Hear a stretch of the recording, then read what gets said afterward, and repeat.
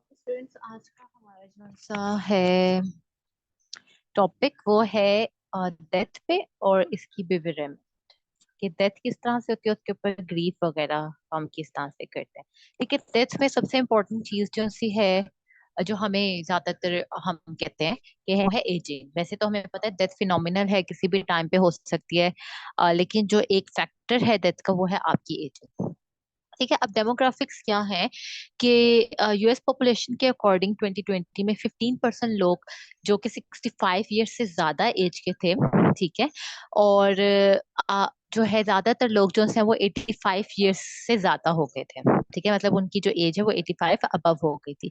तो लाइफ एक्सपेक्टेंसीज जो सी हैं वो डिफरेंट करती हैं जेंडर टू जेंडर और एथनिसिटी टू एथनिसिटी। एथनिसिटी का मतलब होता है कि जिस जगह पे आप रह रहे होते हो, जो आपके रहने सहने के तरीके होते हैं। जेरेंटोलॉजिस्ट जो से हैं वो एजिंग के ऊपर स्टडी करते हैं, आपके जेनेटिक्स के ऊपर स्टडी करते हैं। जेरेंटोलॉजिस्ट ऐसे मतलब आप साइंसदानों को कहते हो जो कि आपके एजिंग के ऊपर, एजिंग से रिलेटेड फैक्टर्स के ऊपर स्टडी करते हैं। और जेनेटिक्स आपके पास ऐसे फैक्टर्स होते हैं जो आपकी एजिंग में कंट्रीब्यूट करते हैं। ठीक है, वो और जो जेरेंटोलॉजिस्ट है वो डिफरेंट मेडिकल फील्ड में आपकी स्टडी करते हैं, जिसमें टिपिकली मैनेज करते हैं कि जो क्रोनिक इलनेस है उसको किस तरह से आप कवर करते हो, और जो सा है उसमें जेनेटिक्स के कौन कौन से मेजर एम्स हैं जो कि इसको कवर करते हैं।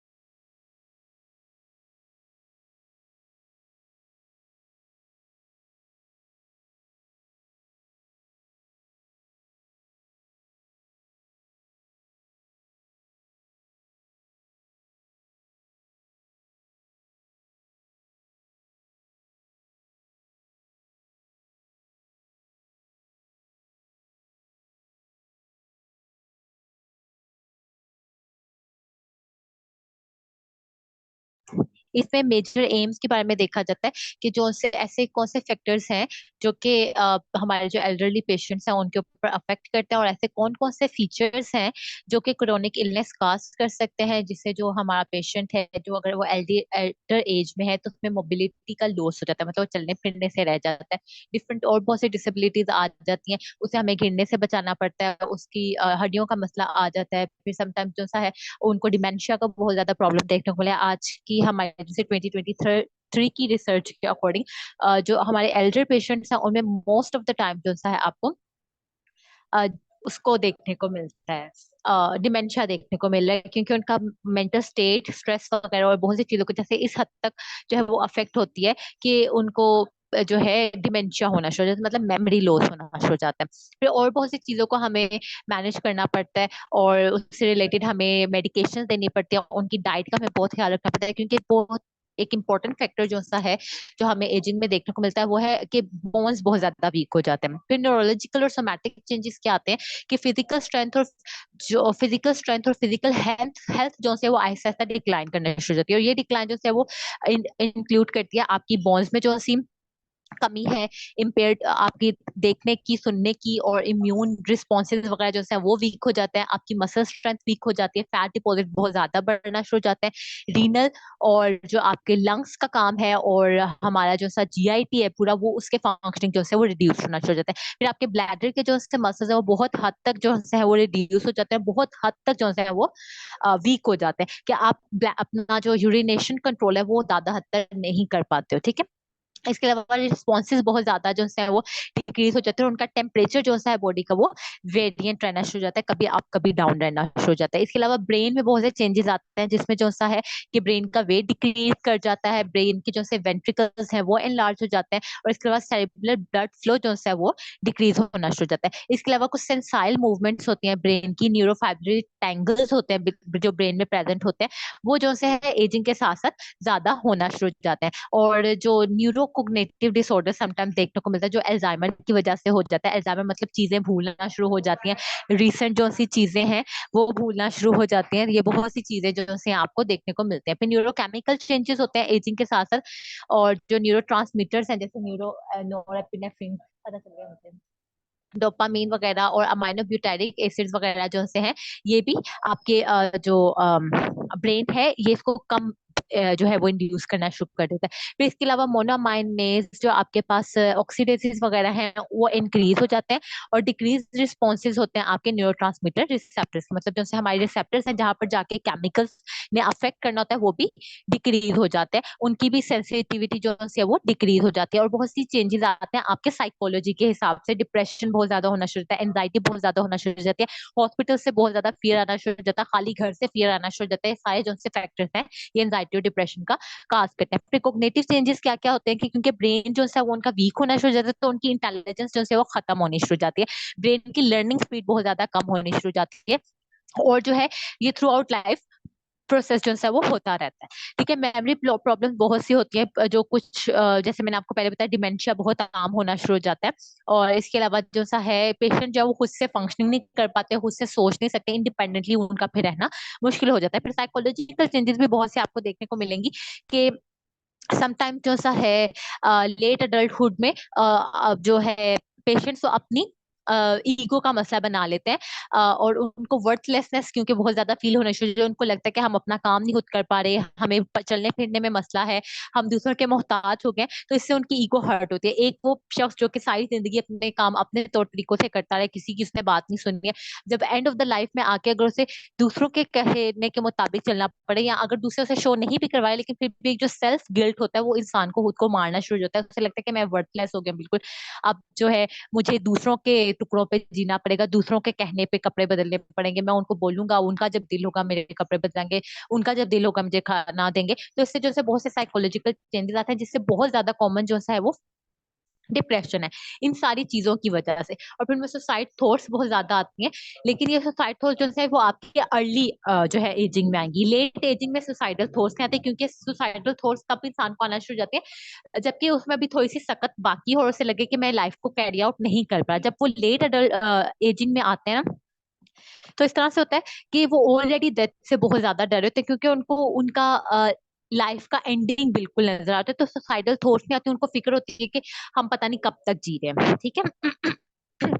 फिर इसके अलावा जो सा है और बहुत से फैक्टर्स आ जाते हैं, उनका सोशल स्टेटस बहुत ज्यादा कम हो जाता है, जिससे उनकी हेल्थ पे बहुत ज्यादा असर पड़ता है, अल्जाइमर डिमेंशिया वगैरह, और बहुत से साइको जो वो साइकोटिक डिजीजेज है वो ज्यादा आ जाते हैं। अब इस स्टेट में जो है उनकी थेरेपी वगैरह बहुत ज्यादा इंपॉर्टेंट है, उनको सोशली एक्टिव रखना बहुत ज्यादा इंपॉर्टेंट है, उनके स्लीप पैटर्न्स को बहुत ज्यादा मेंटेन करना जरूरी है, और इस एज में आकर उनका स्लीप पैटर्न भी बहुत ज्यादा डिस्टर्ब हो जाता है, क्योंकि समटाइम्स होता है कि हम तो है ना हम अपनी मर्जी से उठ जाते हैं, अपनी मर्जी से सो जाते हैं, लेकिन उनके लिए ये मुश्किल होता है कि अगर वो सोना चाह रहे हैं तो हो सकता है समटाइम उनको नींद ना आए, अगर वो उठना चाह रहे हैं हो सकता है उनको बहुत ज्यादा नींद आ रही हो, तो इस वजह से उनका स्लीप पैटर्न चेंज होना शुरू हो जाता है, जिसकी वजह से उनकी लाइफ पे और भी बहुत ज्यादा अफेक्ट पड़ता है। ठीक हो गया। और फिर अगर तो वो अल्कोहलिक होते हैं, तो अल्कोहल रिलेटेड बहुत से उनके डिजीजेस उनको होना स्टार्ट हो जाते हैं, विड्रॉ सिम्टम्स बहुत ज्यादा नजर आना शुरू हो जाते हैं। इसके अलावा जो सा है जो एल्डरली पेशेंट्स हैं उनमें रियलिस्टिक पिक्चर्स जो सी है फंक्शनिंग लेवल की, वो उन्हें समझ आना शुरू हो जाती है कि अब जो है वो प्रॉपर तौर पे काम नहीं कर पा रहे, और उन्हें अपने घर से बहुत ज्यादा लगाव हो जाता है, क्योंकि उन्हें अपने घर में रहना पसंद होता है। अगर आप जो एल्डर्स पेशेंट है उनको ओल्ड हाउसेज में छोड़ आओ या हॉस्पिटल में एडमिट करवा दो, तो आपको बहुत ज्यादा फील हो, तो उनको बहुत ज्यादा डिप्रेशन होगा, बहुत ज्यादा उनको डर और नर्वसनेस फील होता है, जिसकी वजह से उनकी हालत और ज्यादा खराब हो जाती है। अब लाइफ एक्सपेक्टेंसी की बात की जाए तो ये हमें नहीं पता है, लेकिन एवरेज लाइफ एक्सपेक्टेंसी जो यूनाइटेड स्टेट्स में देखिए वो 77 है, और यहाँ पे अगर आप हमारे यहाँ पे देखो तो मर्दों की जो है वो 65 to 70, और औरतों की अगर आप देखो तो 85 तक है, 80 to 85। ठीक है, पाकिस्तान में। लेकिन और भी बहुत से चीजें जो है वो इस पे फैक्टर करते हैं, फॉर एग्जांपल उनकी फैमिली हिस्ट्री क्या है, उनका खाने पीने का तरीका क्या था, उनको ज्यादातर डिजीजेस तो नहीं है, लाइफ में उनकी किस तरह से फिजिकल एक्टिविटी रही है, और एजुकेशन उनकी किस तरह से, सोशली वो किस तरह से एक्टिव थी, ये सारी चीजें जो है लाइफ एक्सपेक्टेंसी में इंपॉर्टेंट रोल प्ले करते हैं। तो यहाँ तक अगर आपका किसी का कोई क्वेश्चन है तो मुझसे पूछ लें।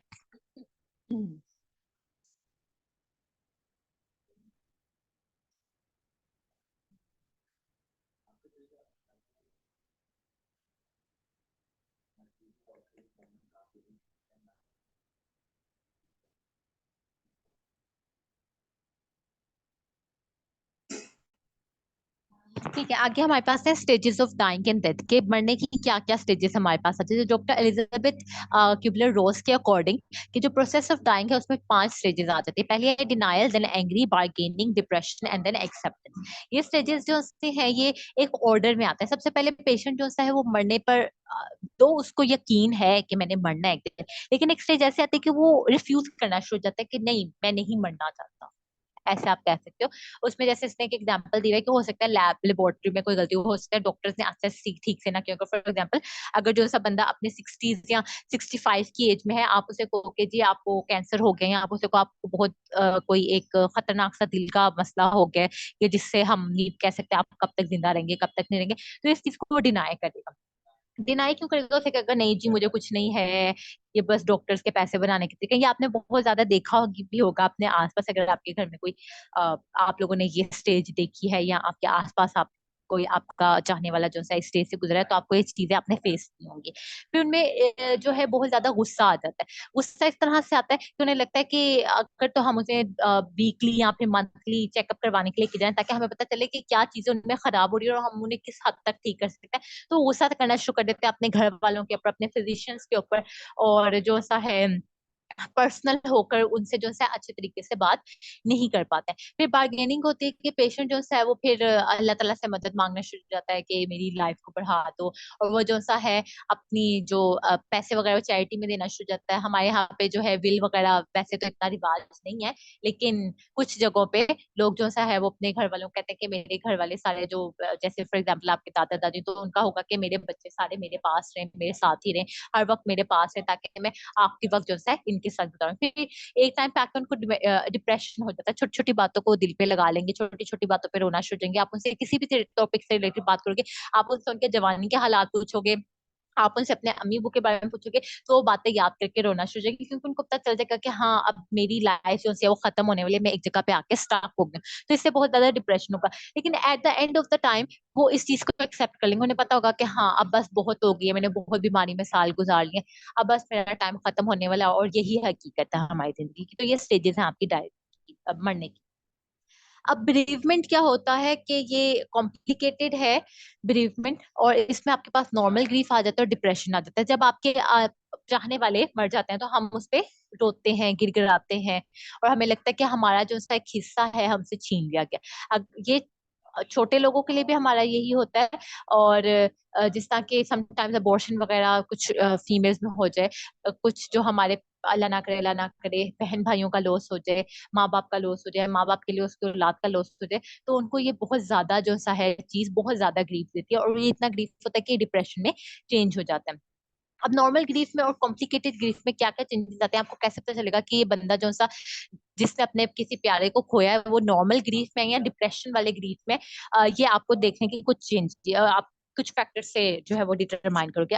नॉर्मल ग्रीफ में माइनर वेट लॉस होता है ऑलमोस्ट 2 kgs का, और माइनर स्लीप डिप्रेशन होते हैं, आपको स्लीप डिस्टर्बेंसेस आपके जो है वो कम होते हैं, इल्यूजन आपको नजर आते हैं, लेकिन ज्यादा नहीं है। जैसे आपको लगेगा हाँ मुझे उसने आवाज दिया, ऐसा लगेगा जब फॉर एग्जाम्पल अगर आप अपने दादा दादी के बहुत क्लोज हो और उनकी वफात हुई है, तो आपको एकदम से ऐसा लगेगा मुझे आवाज आई है, आप जहाँ पे वो बैठा करते थे वहां से गुजरोगे, आपको एकदम से लगेगा कि वो वहां पे बैठे हुए हैं, ठीक है।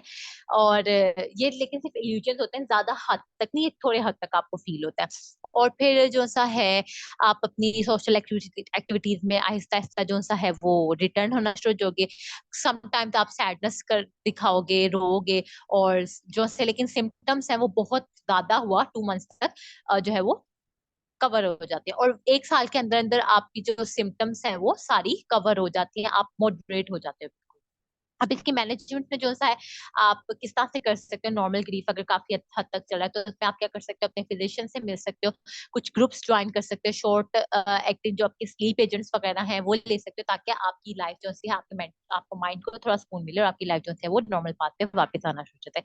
कॉम्प्लिकेटेड ग्रीफ की क्या क्या आपको फैक्टर्स देखने को मिलते हैं कि जो वेट लॉस है वो 5 पाउंड से ज्यादा होता है, ठीक है। स्लीप डिस्टर्बेंसेस बहुत ज्यादा होते हैं, आप जो कि आपकी डेली लाइफ को जो है वो अफेक्ट करना शुरू हो जाते हैं। आपको अपना आप जो है वो वर्थलेस नजर आना शुरू हो जाता है, दुनिया आपको वर्थलेस नजर आना शुरू हो जाती है, और आपका किसी भी चीज में दिल नहीं लगता, आपकी बहुत ज्यादा इंटेंस फीलिंग होती है गिल्ट की, ठीक है। और हेलुसिनेशन और डिल्यूजन होना शुरू हो जाते हैं। इसके अलावा आप अपनी सोशल एक्टिविटीज में रिज्यूम नहीं कर पाते हो, सुसाइड अटेम्प्ट करना शुरू करते हो, और ये जो सी सिम्टम्स है ये 2 माह से ज्यादा जो सी है वो परसिस्ट करती हैं, और मॉडरेट लेवल पे आने में आपको 1 ईयर से ज्यादा भी लग सकता है। अब इसकी मैनेजमेंट किस तरह होता है कि आपको एंटी डिप्रेसेंट्स लेने पड़ते हैं, एंटी साइकोटिक्स लेने पड़ते हैं, आपको रेगुलरली थेरेपीज करनी पड़ती है, और फिजिशियन के साथ जो है वो अपना कॉन्टेक्ट मेंटेन रखना पड़ता है। अब इसके करेक्टरिस्टिक्स क्या है नॉर्मल ग्रीफ के? शौक में, डिनाइल में, जो सारा आपको मैंने टेबल में बताया वही जो है वो आपका करेक्टरिस्टिक्स है आपके नॉर्मल ग्रीफ के। ठीक है। और फिजिशियन रिस्पॉन्स क्या होता है डेथ पे, कि मेजर रिस्पॉन्सिबिलिटी जो है वो फिजिशियन की होती है कि वो मरने वाला जो सा पेशेंट है उसके फैमिली को सपोर्ट करें, उनको थोड़ा सा दिलासा दें। ठीक है, कि ठीक है अल्लाह की मर्जी थी, जाने वाला था चला गया, चलो आप ये समझो कि उसको उसकी दर्द से राहत मिल गई है। और फिजिशियन जो सा है वो इस हद तक जो है वो अवेयर करवा देता है डायग्नोसिस के बाद पेशेंट को और उसकी फैमिली को। अगर तो कोई चांसेस जो है वो बहुत ज्यादा होते हैं डेथ के, तो वो ऑलरेडी जो है वो अवेयर करवा देता है। और फिजिशियन जो सा है समटाइम्स सेंस ऑफ फेलियर भी करता है, कि अगर तो वो अपने पेशेंट को डेथ से ना बचा पाए, कि अगर आप कह लो मोमेंटरी डेथ है, स्पॉन्टेनियस डेथ है, तो समटाइम्स फिजिशियन को भी जो है वो अंदर से गिल्ट होता है कि वो अपने पेशेंट को नहीं बचा पाया। और डिटैचमेंट जो सी है पेशेंट की और उसकी फैमिली के साथ, अगर तो काफी लंबे टाइम से आप उस फिजिशियन के टच में, तो उस फिजिशियन के लिए भी वो डिटैचमेंट थोड़ी सी मुश्किल हो जाती है। लेकिन ऐसा इतना देखने को नहीं मिलता अनटिल अनलेस आप बहुत हद तक उस फिजिशियन के साथ टच हो। ठीक है, यहाँ तक अगर किसी का कोई क्वेश्चन है तो मुझसे पूछ ले।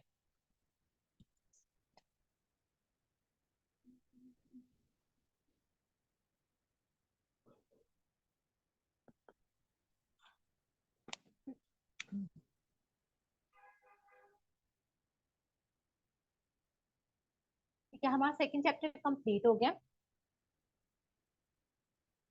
सेकेंड चैप्टर हम अपना कंप्लीट कर चुके हैं, और उसके बाद अब हम अपना थर्ड चैप्टर स्टार्ट करने लगे हैं, बिहेवियर साइंस से रिलेटेड जो सा है।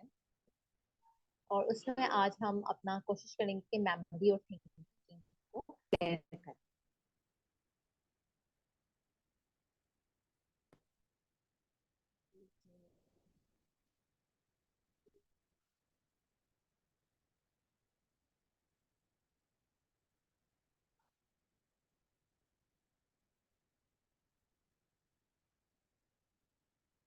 ठीक है, हमारा जैसा नेक्स्ट चैप्टर है वो है biological and psychological basis of behaviour. क्या क्या है आपके पास, जिसमें हम डिफरेंट चीजों को देखेंगे।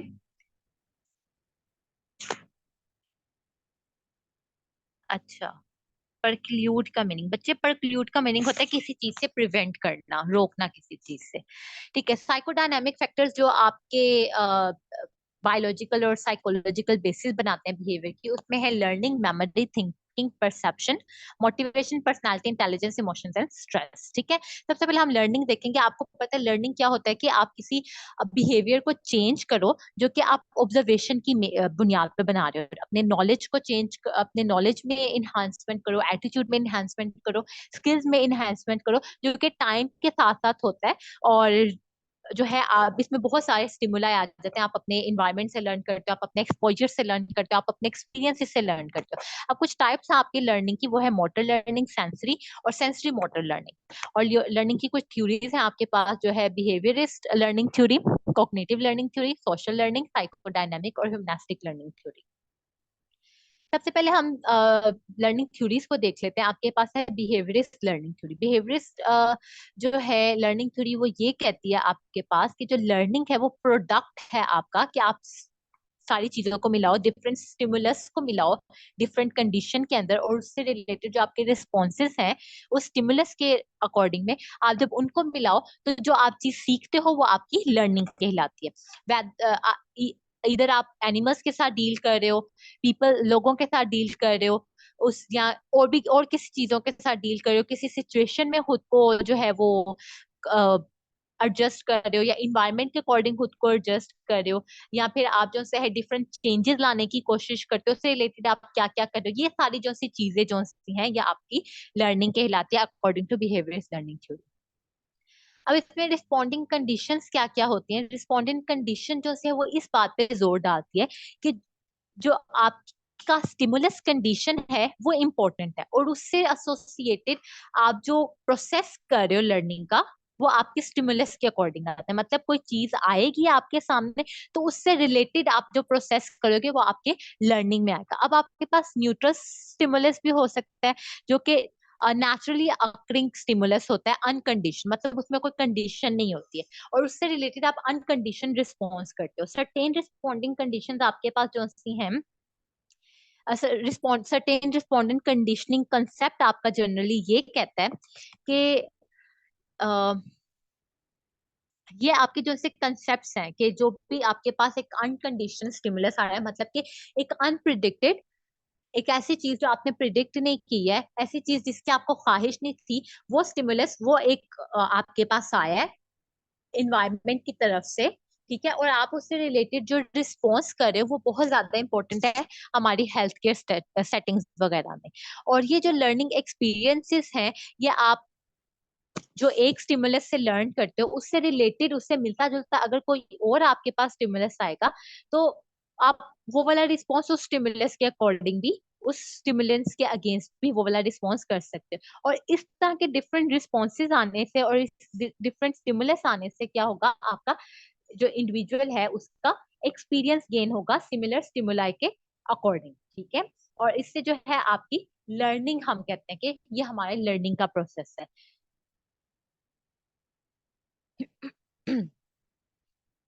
अब आपके पास स्पॉन्टेनियस रिकवरी जो सा है, स्पॉन्टेनियस रिकवरी का एक आपके पास कॉन्सेप्ट आ जाता है। स्पॉन्टेनियस रिकवरी जो सा है वो हमारी रिस्पॉन्डिंग कंडीशंस में बहुत ज्यादा यूजफुल है। ये क्या कहता है कि आपको एक जो सा है, जो भी आप काम कर रहे हो, किसी चीज से रिलेटेड जो भी आपका रिस्पॉन्स आ रहा है, उसकी रिलैप्सिंग प्रिवेंशन के लिए बहुत ज्यादा इंपॉर्टेंट है।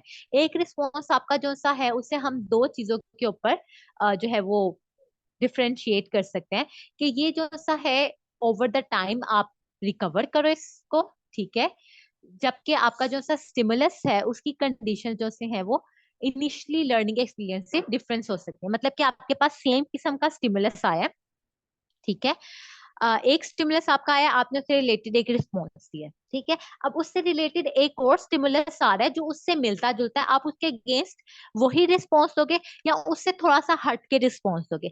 अब ये सारा जो सा आपका रिस्पॉन्स का कॉम्बिनेशन है, ये आपका रिलैप्स प्रिवेंशन इन प्रोग्राम में फिट होता जा रहा है। मतलब कि हमारे माइंड को ये थ्योरी ये कहती है कि हमारे माइंड में एक सिस्टम है जिसे आप प्रिवेंशन प्रोग्राम्स कह रहे हो, कि जो स्टिमुलस आपको देखने को मिल रहे हैं और वो जो उनसे रिलेटेड स्टिमुलस है उससे रिलेटेड आप जो भी रिस्पॉन्सेस कर रहे हो वो आपके उस प्रोग्राम में फिट होते जा रहे हैं। और वो इतना से फिट होंगे कि वो टाइम के साथ साथ वो जो रिस्पॉन्सेस है वो आपका एक्सपीरियंस बनाते जाएंगे। और वो एक्सपीरियंस आपका फर्स्ट जो सा है रिस्पॉन्स से लेके आपके लास्ट रिस्पॉन्स तक काउंट करता है। अब क्लासिकल लर्निंग के आपके पास कुछ कंपोनेंट्स हैं, न्यूट्रल स्टिमुलस, ठीक है, अनकंडीशनल स्टिमुलस, अनकंडीशन रिस्पॉन्स, अनकंडीशन स्टिमुलस और कंडीशन रिस्पॉन्स।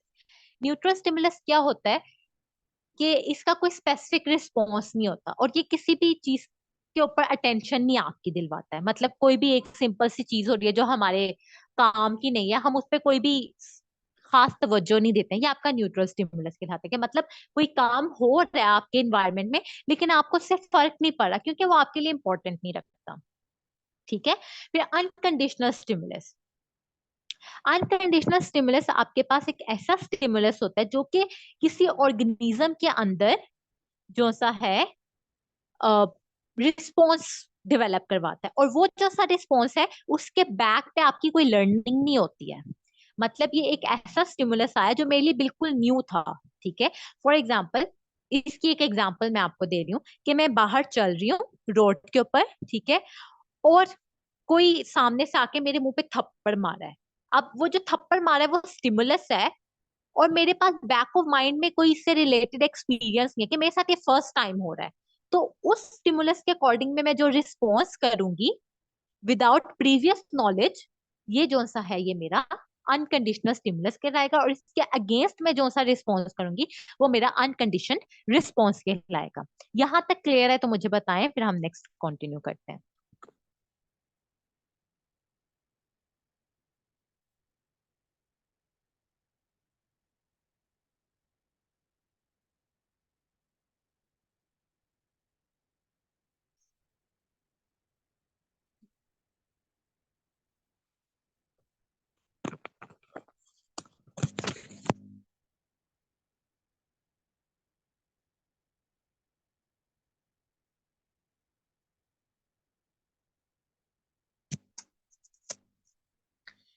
अच्छा, आयशा बच्चन ने पूछा हुआ है, हेलु बेटा हेलुजन या हेलुसिनेशन।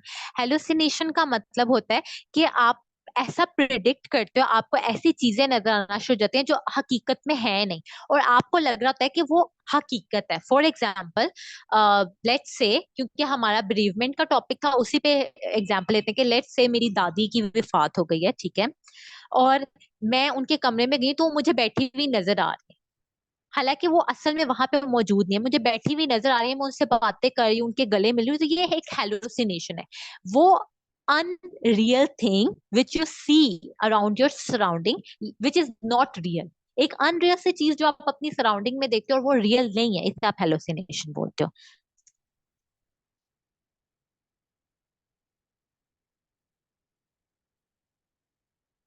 बच्चे, बिहेवियरल लर्निंग थ्योरी में मैंने आपको ये बताया है कि एक स्टिमुलस, एक अनकंडीशन स्टिमुलस जो सा आ रहा है, वो आपका एक अनकंडीशन रिस्पॉन्स जो है वो प्रोड्यूस कर रहा है आपके अंदर।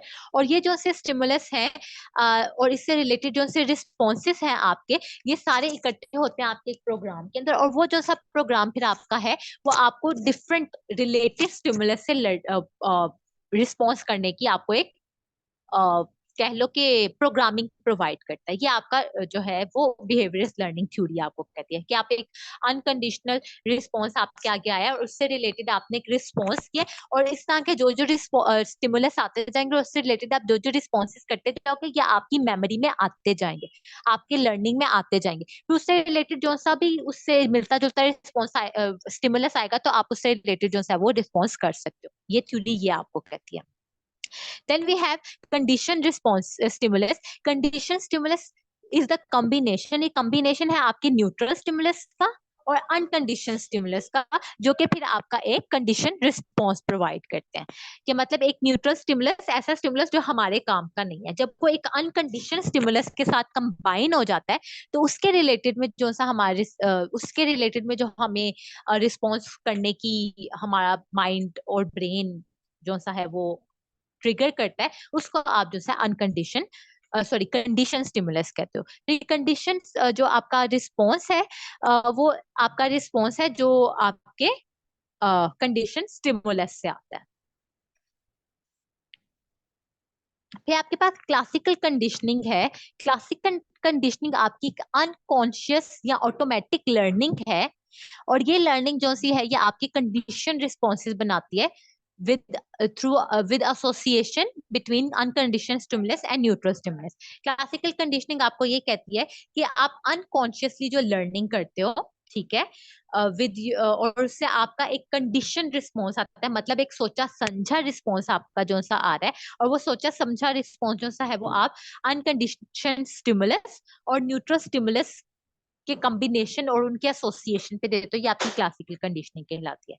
ये क्लासिकल कंडीशनिंग जो से है ये आपके रशियन फिजियोलॉजिस्ट ने डिस्कवर की थी, इवान पेवोल्स ने, ठीक है। और ये बेसिक मॉडल है आपका लर्निंग का, जिसमें आप न्यूट्रल स्टिमुलस, ठीक है, और जो सा है अनकंडीशन या अनलर्न स्टिमुलस जो सा है, उनको मिला के एक अनकंडीशन रिस्पॉन्स देते हो। और बहुत कम आपको ऐसी पेयरिंग्स देखने को मिलेंगी जिसमें आपका अनकंडीशन स्टिमुलस आता है और उसे रिलेटेड आप अनकंडीशन रिस्पॉन्सेज देते हो। इसलिए लर्निंग जो सी है वो आपकी हमेशा कंडीशन रिस्पॉन्सेज में होती है, क्योंकि जो कंडीशन रिस्पॉन्सेज और कंडीशन स्टिमुलस जो से हैं वो आपको अवेयरनेस प्रोवाइड करते हैं different thing about different things which are happening in your environment. यहाँ तक अगर यहाँ तक अगर किसी का कोई क्वेश्चन है तो बताते हैं।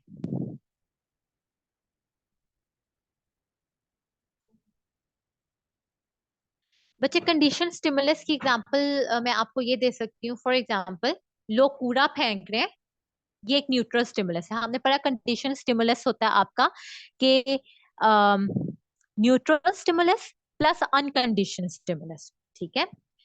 न्यूट्रल स्टिमुलस मेरे पास क्या है कि लोग सड़क पे कचरा फेंक रहे हैं, मुझे कोई फर्क नहीं पड़ रहा, इससे रिलेटेड मैं कोई रिस्पॉन्स नहीं कर रही हूँ, ठीक है। ये न्यूट्रल स्टिमुलस हो गया। अब जब ये न्यूट्रल स्टिमुलस अनकंडीशन स्टिमुलस के साथ मिला है कि लोग मुझ पे कचरा फेंक रहे हैं, ठीक है, लोग फेंक तो कचरा रहे हैं, सड़क के ऊपर ही फेंक रहे हैं, लेकिन वो मेरे रास्ते में फेंक रहे हैं, तो मैं उससे रिलेटेड एक रिस्पॉन्स दूंगी, जाहिर है हर कोई देगा। तो ये आपका एग्जाम्पल आप समझ लो है आपकी कंडीशन स्टिमुलस की, कि जब neutral stimulus plus your unconditioned stimulus मिल जाए तो वो आपका कंडीशन स्टिमुलस कहलाता है। Then we have operant conditioning. Operant conditioning क्या होती है? ऑपरेंट कंडीशनिंग डेवलप की थी बीएफ स्किनर ने, जो फोकस करती है बिहेवियर आपका ऑन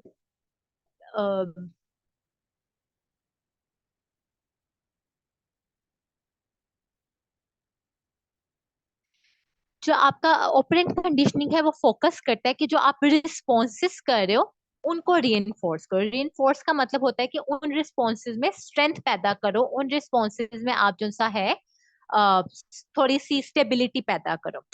ऑपरेंट कंडीशनिंग आपकी फोकस करती है आपके रिस्पॉन्सेज की स्ट्रेंथ के ऊपर, कि आप कोई काम कर रहे, फॉर एग्जाम्पल ये कह लेते हैं कि मैं अपने छोटे बहन भाइयों को समझा रही हूँ और मेरी बात नहीं मान रहे, उन्होंने एक काम किया जो मुझे बुरा लग रहा है और मैं उससे रिलेटेड रिस्पॉन्स उनको दे रही हूँ कि ये काम मत करो। अब वो मेरी बात नहीं सुन रहे, मैं अपने रिस्पॉन्स को स्ट्रेंथन करती जाऊंगी और बार बार उस रिस्पॉन्स को करूंगी, ना करो ना करो ना करो ना करो। तो ये आपकी ऑपरेंट कंडीशनिंग आ जाती है। ठीक है। फिर इसी में आपको बता रहा है कि एस्केप कंडीशनिंग क्या होती है। एस्केप कंडीशनिंग आपका एक अनप्लेजेंट स्टिमुलस है जो किसी इंडिविजुअल के ऊपर रिस्पॉन्स देता है ऐसे अनकम जिसमें कि आप उस अनकंफर्टेबल सिचुएशन को रोकने की कोशिश करते हो। ये एस्केप कंडीशनिंग आ जाती है कि आप जो भी स्टिमुलस हो रहा है जो आपको अनकंफर्टेबल अनकंफर्टेबल कर रहा है या फिर आपको अनईजी कर रहा है, तो आप उस स्टिमुलस को रोकने की सेंस में जो रिस्पॉन्स कर रहे हो वो आपका एस्केप कंडीशनिंग आ जाएगा। ठीक है। और अवॉइडेंस कंडीशनिंग आपके पास क्या होती है कि ये डायरेक्टली आपका एक ऐसा अनप्लेजेंट स्टिमुलस जो डायरेक्टली आपके बिहेवियर के ऊपर अफेक्ट करे, और ये जो सा है आपके अ, ये जो सा है आपके बिहेवियर को या फिर तो डिक्रीज कर सकता है। ठीक है। या फिर आपके रिस्पॉन्स को डिक्रीज कर सकता है या आपके रिस्पॉन्स की जो स्ट्रेंथ है उसमें कमी ला सकता है। ये आपका अवॉइडेंस कंडीशनिंग आ जाती है आपके पास। अब पनिशमेंट जो सी है वो डिफरेंट जो है आपके रिस्पॉन्सेस को डिक्रीज कर देती है। अगर तो आप पनिशमेंट इमीडिएटली कर रहे हो रिस्पॉन्स के ऊपर, तो वो जो सा रिस्पॉन्स है वो आपका आहिस्ता आहिस्ता कम होना शुरू हो जाएगा। इसको आप इस सेंस में ले सकते हो कि फॉर एग्जाम्पल मेरे बच्चे ने कोई स्टिमुलस किया, वो मेरे लिए तो स्टिमुलस होगा लेकिन उस बच्चे के लिए रिस्पॉन्स होगा कि अगर तो हम किसी गैदरिंग में है, सपोज करते हैं कि मैं किसी गैदरिंग में हूँ और मेरा बच्चा जो है बार बार ग्लास को मार रहा है टेबल के ऊपर। ठीक है। तो अब मैंने उसके उस स्टिमुलस को अवॉइड करने के लिए मैंने उसको डांटा। पनिशमेंट इन अ सेंस कि मैंने उसको डांटा है। ठीक है। लेकिन उसके लिए एक पनिशमेंट है। ठीक है। मैंने उसको डांटा है मत करो, और मैंने उसको गुस्से से देख के बोला। अब अगर उसने जिस टाइम पे ये काम किया और मैं उसी टाइम पे उसको पनिशमेंट दे रही हूँ, तो उससे इसका जो सा रिस्पॉन्स है वो कम होना शुरू हो जाएगा। तो ये आप इन अ सेंस ऑफ डिसिप्लिन ले सकते हो कि जो आपका पनिशमेंट है वो आपका सेल्फ डिसिप्लिन या डिसिप्लिन की सोर्स में आता है, जिसमें आप स्पेसिफिक बिहेवियर जो से है उनको करेक्ट वे की तरफ लेके आते हो, डिसिप्लिन की तरफ लेके आते हो।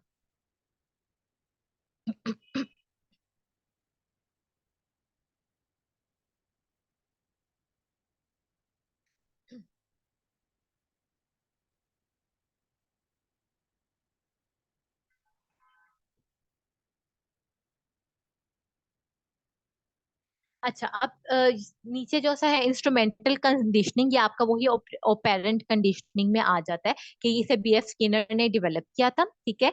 और ऑपरेंट कंडीशनिंग आपका जो है वो फोकस करता है कि जो ऑर्गेनिज्म है उसका बिहेवियर जो है किसी रिस्पॉन्स के बाद रीएनफोर्स होता है, मतलब उसमें स्ट्रेंथन आती है। एक ऐसा स्टिमुलस जो कि आप या फिर कोई ऐसा इवेंट जो हो रहा है जो कि आपके रिस्पॉन्स को स्ट्रेंथन कर रहा है और उसकी होने उस रिस्पॉन्स को दोबारा करने की प्रोबेबिलिटी में इंक्रीज कर रहा है, वो आपका जो सा है ऑपरेंट कंडीशनिंग कहलाता है। ये अभी जो हमने ऊपर पढ़ा। ठीक है। अब कुछ रिस्पॉन्सेज जो से हैं वो आपके बिहेवियर्स में इंक्रीज ला सकते हैं या डिक्रीज ला सकते हैं। और वही एक एस्केप कंडीशनिंग आपके पास क्या है? ऐसा अनप्लेजेंट स्टिमुलस जो कि आप अप्लाई करते हैं जिसमें इंडिविजुअल जो सा है वो अनकंफर्टेबल या अनईजी फील कर रहा है और वो स्टिमुलस को रोकने की कोशिश करता है। और फिर अवॉइडेंस स्टिमुलस कंडीशनिंग वही कि जिसमें एक अनप्लेजेंट स्टिमुलस है जो कि डायरेक्टली अप्लाई हो रहा है एक पर्सन के बिहेवियर के ऊपर, और उसे आप स्टॉप कर सकते हो बाय पनिशमेंट या फिर बाय स्ट्रेंथ।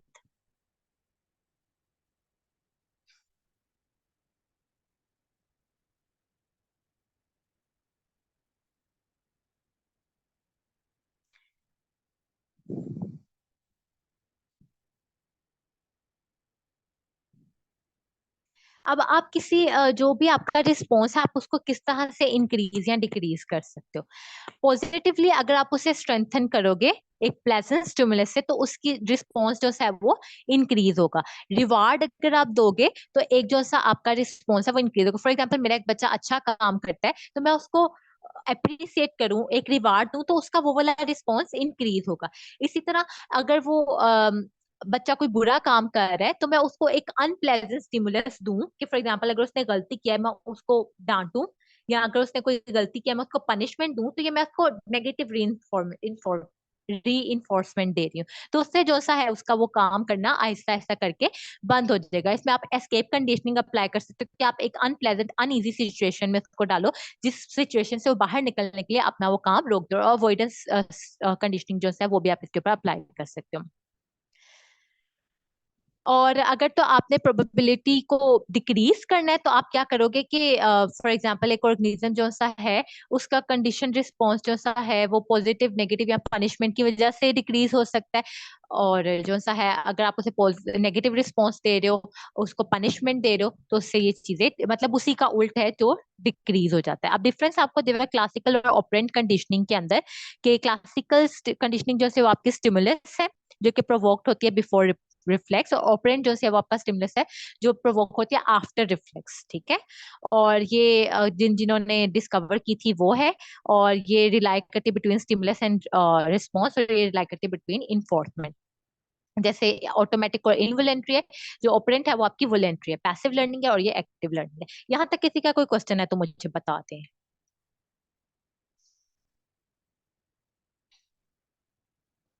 अच्छा, हमारी क्लास का टाइम कम रह गया, अगर किसी का कोई क्वेश्चन हुआ या क्लास है तो मुझे तो आप मुझसे मैसेज करके भी पूछ सकते हो।